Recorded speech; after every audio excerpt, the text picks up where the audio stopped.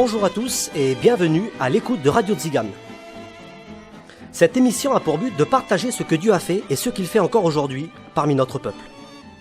Les interviews que vous entendrez sont des témoignages vécus de vies transformées, passant des ténèbres à la lumière, de la maladie à la guérison divine, des liens de ce monde à la liberté.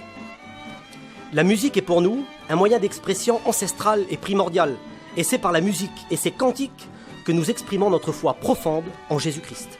Ils font partie de notre patrimoine chrétien et ethnique.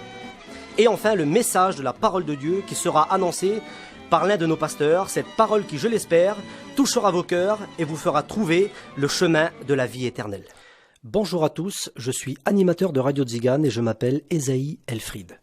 De 1978 à 1983, le pasteur Charles Velty était l'animateur d'une émission de radio chez Europe 1 et Radio Monte-Carlo. L'émission portait le nom de Radio Tzigane.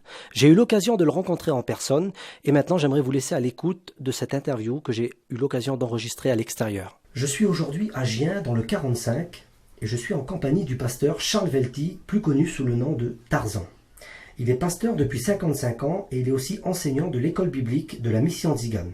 Et pourtant, il n'a jamais fait un jour d'école. Bonjour Tarzan. Bonjour Esaïe. Parlez-nous un petit peu du peuple Tzigane. Eh bien, tout d'abord, chers auditeurs et amis, bien le bonjour à tous et à toutes. Mes sincères remerciements à Radio Tzigane de me permettre de m'adresser à vous afin de mieux faire connaître mon peuple et essayer de faire par cette émission disparaître cette étiquette néfaste qui nous colle à la peau, comme les voleurs de poules, les jeteurs de sorts, les voleurs d'enfants, ainsi que d'autres préjugés qui nous viennent du Moyen-Âge. Il est temps que la vérité éclate et que l'on cesse de mettre sur le banc des accusés le peuple tzigane. Il existe pourtant des petits délits parmi vous. Naturellement, mais quel est le seul pays au monde où il n'y a pas quelques brebis galeuses ? Ce pays n'existe pas, c'est un pays imaginaire.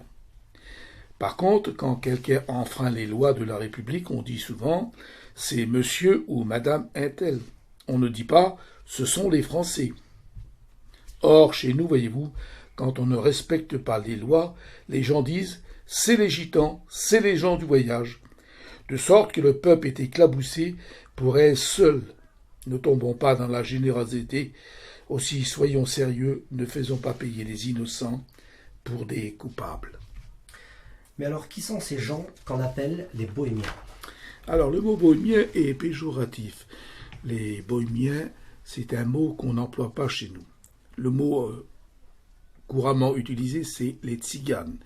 Ce sont ceux que l'on nomme en France les gens du voyage. Nous sommes donc français et bien entendu fiers de l'être. Voyez-vous, nous sommes arrivés dans notre beau pays de France en 1427 pour la première fois. À cette époque, on se donnait pour nom nous-mêmes les Sinti, car nos ancêtres avaient quitté l'Inde au Xe siècle après avoir traversé le fleuve Sindh, d'où l'appellation pour nous les Sinti. Quelle était alors votre religion ? Nous n'avions pas de religion, on vivait dans la crainte, dans la superstition. Et pour les populations sédentaires, on était pour eux les parias, chassés des villes, des villages, et, voyez-vous, après pratiquement 600 ans de présence sur le territoire français, les choses ont peu évolué. On voit encore dans certaines communes et certains villages des panneaux discriminatoires qui disent « Interdit aux forains, aux gitans, aux nomades de stationner ». Rappelons-le, ce sont des panneaux qui sont interdits par la législation française, mais qu'on n'hésite pas à mettre pour justement nous chasser. Alors, c'était la même chose que si on mettait à l'entrée des villes et villages interdit aux Bretons ou aux Alsaciens. Oui, mais était-il religieux ?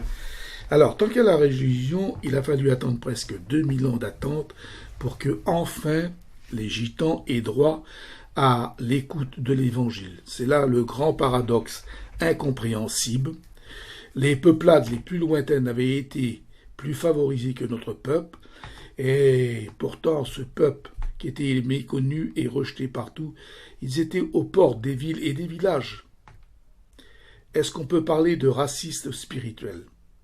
C'est bien possible, mais l'heure miraculeuse de Dieu allait sonner pour les gens du voyage au cours de l'hiver 1949 où, pour la première fois, une maman gitane était mise en présence de l'Évangile en recevant des mains d'un prospecteur un simple prospectus sur lequel était écrit « Voici la réponse ». Cette réponse, le peuple gitan l'attendait pratiquement depuis 2000 ans, parce que l'Évangile nous avait été refusé, de sorte qu'on était resté sur le seuil de l'Église. Et puis voyez-vous, aujourd'hui, 1917, nous approchons les 200 000 conversions, 2500 prédicateurs gitans. Nous avons également 280